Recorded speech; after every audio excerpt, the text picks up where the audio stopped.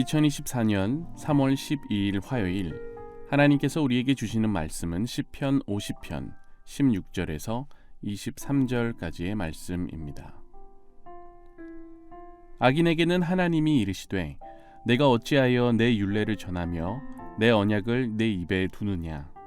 내가 교훈을 미워하고 내 말을 내 뒤로 던지며 도둑을 본즉 그와 연합하고 간음하는 자들과 동료가 되며 내 입을 악에게 내어주고 내 혀로 거짓을 꾸미며 앉아서 내 형제를 공박하며 내 어머니의 아들을 비방하는도다. 내가 이 일을 행하여도 내가 잠잠하였더니 내가 나를 너와 같은 줄로 생각하였도다. 그러나 내가 너를 책망하여 내 죄를 내 눈앞에 낱낱이 드러내리라 하시는도다. 하나님을 잊어버린 너희여, 이제 이를 생각하라. 그렇지 아니하면 내가 너희를 찢으리니 건질 자 없으리라. 감사로 제사를 드리는 자가 나를 영화롭게 하나니 그의 행위를 옳게 하는 자에게 내가 하나님의 구원을 보이리라. 수잔 손택의 에세이 침묵의 미학이라는 글에서 다음과 같은 말이 나옵니다. 언어의 위신이 떨어지면 침묵의 위신은 높아진다. 우리는 참 말도 탈도 많은 시대를 살아가고 있죠. 말 그대로 언어라는 것의 값어치가 점점 더 떨어지는 시대를 살아가고 있는 것 같다는 생각을 하게 됩니다. 싸구려 말들이 난무해서 일상의 대화조차도 때로는 무의미하게 느껴지는 현실, 그러나 때로는 함께 흘러갈 수밖에 없는 상황들 가운데 도리어 고요와 침묵의 위신이 높아지는 걸 경험하는 시대를 우리가 살아가고 있는 게 아닐까 하는 생각을 하게 됩니다. 많은 이들이 시끄러운 세상에서 살아가다가 때때로 찾아오는 침묵과 고요에서 아름다움을 느끼는 것 같이 말이죠. 사순절은 그런 의미에서 침묵과 고요 가운데 주님을 더욱 깊이 묵상하는 시기 아닐까요? 그리고 조금 더 나아가서 하나님 아버지의 침묵의 의미를 묵상하는 시기이죠. 십자가 위에서 예수 그리스도께서 못 박혀 돌아가시는 그 참혹하고 처참한 현장, 그 현장을 침묵 가운데 바라보셨던 아버지의 심정을 우리가 온갖 소음 가운데 과연 묵상하기나 할 수 있을까? 그래서 더욱 내려놓고 더욱 침묵하며 더욱 깊은 묵상으로 들어가야 한다고 생각합니다. 우리가 주목할 사실은 이처럼 하나님 아버지께서 침묵하실 때 인간은 그 침묵의 의미를 탐색하거나 함께 기다리며 침묵하는 모습을 보이기보다는 오히려 불안해하며 다른 소음을 만들거나 침묵하시는 하나님을 향해 반기를 드는 경우가 더 많다는 겁니다. 하나님 왜 침묵하십니까? 하나님 왜 아무 말씀도 없으십니까? 하나님 계시기는 한 겁니까? 모세에게 십계명을 주시려고 대면하여 만나시는 그 시간을 인내하지 못하고 저기 저 산 아래에서 반기를 들고 우상을 만들어 하나님의 마음을 슬프게 하고 또 모세를 분노케 했던 그 사람들의 모습이 떠오르게 됩니다. 오늘 본문에는 이런 태도를 갖고 점점 더 타락하는 자들의 모습이 등장하죠. 스스로를 하나님의 백성으로 착각하며 신실하다 여기지만 그 마음에는 하나님이 없는 자들이 나옵니다. 욕심이 많고 교만합니다. 사실이 아닌 말을 만들어 사랑을 베풀어야 할 대상들을 오히려 모함하고 곤란에 빠뜨립니다. 하나님께서 침묵하시니까 하나님이 안 보고 있는 줄로 착각하고 아니 계시지 않는다고 생각하며 악을 행합니다. 율법을 인정할 뿐 아니라 율법을 가르치는 선생들인데 정작 그 율법과 무관하게 살아갑니다. 그래서 어떤 학자들은 이런 자들을 가면과 겉옷 아래 죄악을 숨기고 외적인 종교의식 수행에 열중하는 자들이라고 묘사하기까지 합니다. 로마서 2장에서 이런 이들을 향해 소리치는 바울의 목소리가 메아리 치는 듯합니다. 2장 21절로 24절까지의 이런 말씀이 있죠. 제가 현대인의 성경 버전으로 한번 읽어보겠습니다. 오늘 본문의 내용과 굉장히 유사합니다. 이런 말씀이죠. 그런 여러분이 남은 가르치면서도 왜 여러분 자신은 가르치지 못합니까?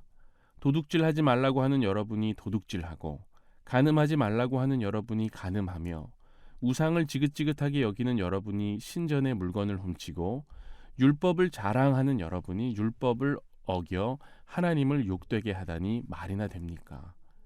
그것은 성경에 하나님의 이름이 너희 때문에 이방인들 가운데에서 모독을 당한다라고 기록된 말씀과 같습니다.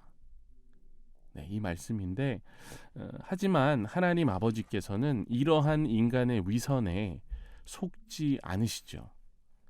침묵 가운데 자신의 백성을 바라보십니다. 물론 침묵하신다는 게 동조를 뜻하는 건 아닙니다. 좀 소름 끼치는 장면일 수 있지만 그런 사람들의 곁에서 가만히 두 눈을 뜨고 그들의 행동 하나하나를 낱낱이 지켜보고 계시기 때문에 안 그런 척해도 이미 다 알고 계시는 거예요. 단 아무 말씀도 안 하시고 그저 그들의 행위를 지켜보시는 거죠. 왜 아무 말씀도 안 하세요? 좀 뭐라고 하시지 하고 생각할 수 있습니다만 사실 조금만 더 생각해 보면 말씀을 안 하신 게 아니에요. 아니라고 말씀하시고 돌아오라고 말씀하셔도 백성들이 등을 돌린 거고 이제는 그들의 태도가 굳어지고 그들의 귀가 꽉 막힌 상태가 된 거죠. 하나님 아버지께서는 그저 돌아오기를 바라시는 마음으로 지금 지켜보고 계신 겁니다. 그런 묵상을 하게 돼요. 오늘 우리도 그런 이스라엘 백성들과 크게 다른 모습이 아니구나.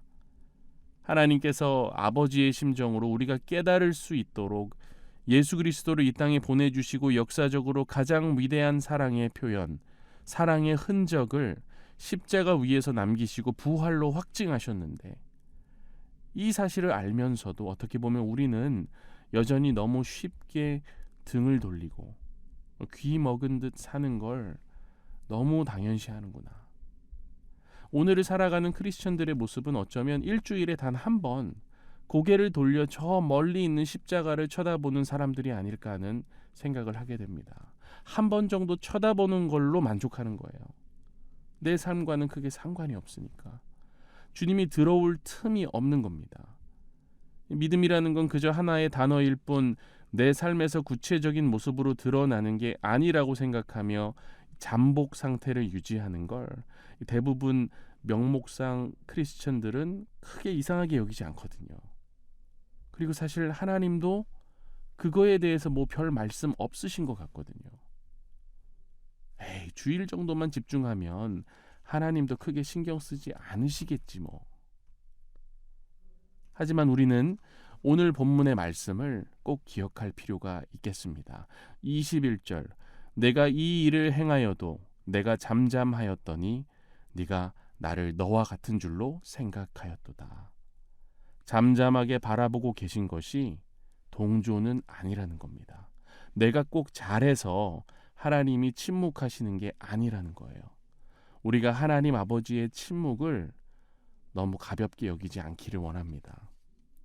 오히려 우리의 삶 가운데 하나님의 침묵이 찾아오는 시기가 있다면 우리가 더욱 아버지 앞에 자복하는 심정으로 나아가고 또 나 자신을 돌아보는 시간을 충분히 갖고 우리의 위선과 욕심과 교만과 질투와 이런 것들로부터 비롯된 어그러진 행위들을 주님 앞에서 고쳐나가는 작업을 시작해야 할 줄 믿습니다.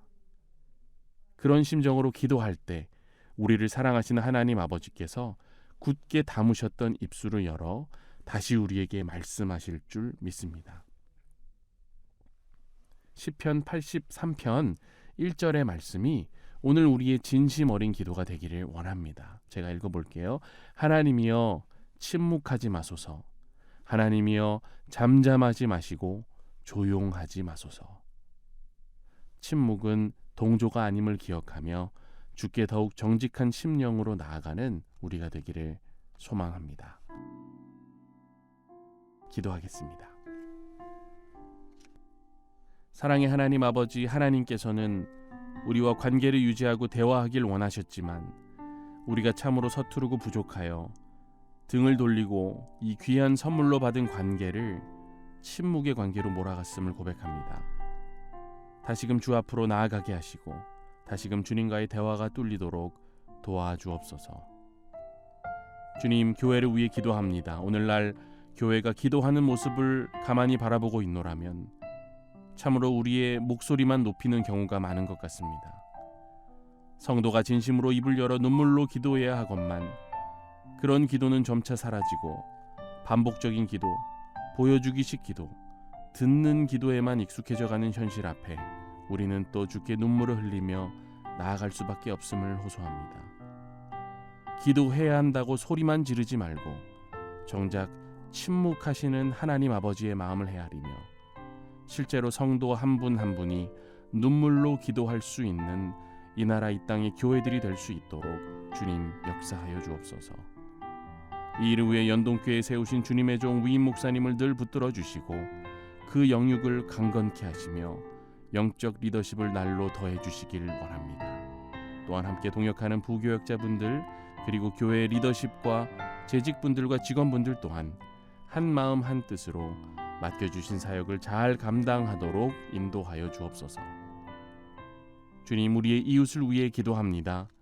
종교의 자유 없이 하나님 아버지의 이름을 부르짖으며 기도할 수 없는 우리의 형제 자매들인 북녘 땅의 지체들을 불쌍히 여겨주시고 더욱 강하게 붙들어 주셔서 우리가 다시 만나 한 곳에서 예배하고 찬양하고 기도할 그 날을 준비하도록 인도해 주옵소서. 더불어 오늘도 세계 곳곳에서 복음 사역을 감당하고 있는 선교사님들에게 일용할 양식과 신령한 복을 허락해 주시고 예수 그리스도 그 기쁜 소식을 전하는 곳마다 성령의 역사가 드러나게 하옵소서. 감사드리며 이 모든 것 우리 주 예수 그리스도의 이름으로 간절히 기도합니다. 아멘.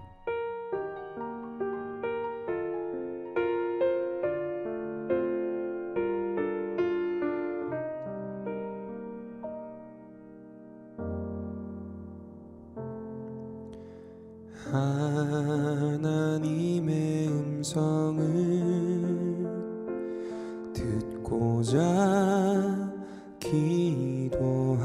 기도하면 귀를 기울이고 나의 기도를 들어주신다네. 깊은 웅덩이와 수렁에서 끌어주시고 나의 발을 반석 위에 세우시사 나를 튼튼히 하셨네. 새 노래로 부르자 랄라라. 하나님께 올릴 찬송을 새 노래로 부르자.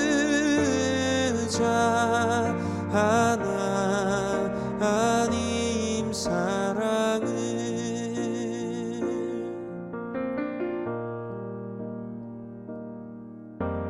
주를 의지하고 교만하지 않으면 거짓에 치우치지 아니하면 복이 있으리라. 여호와 나의 주는 크신 권능의 주라. 그의 크신 권능으로 우리들을 사랑하여 주시네. 새 노래로 부르자 랄라라. 하나님께 올릴 찬송을 새 노래로 부르자. 하나님 사랑 새 노래로 부르자 랄라라 하나님께 올릴 찬송을 새 노래로 부르자